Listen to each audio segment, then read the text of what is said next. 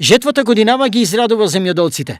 Ожнеани се 240.000 до 250.000 тони или за околу 4% повеќе во однос на претходната реколта.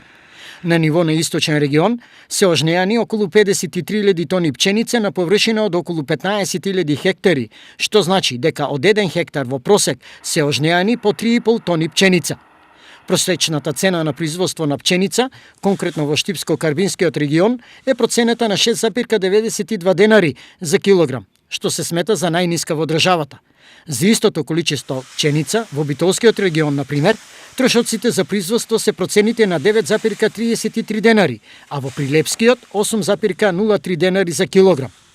За разлика од претходните години, земјоделските здруженија годинава се задоволни од цената. Цените се повисоки од ланската година и за килограм пченица се движат од 9 до 10,5 денари, што значи има мала разлика од половина денар до денар во зависност од тоа дали пченицата се откупува директно од нива или се носи во млиновите. Сепак, севкупно земјоделците треба да се задоволни, констатираат од Асоциацијата на земјоделци.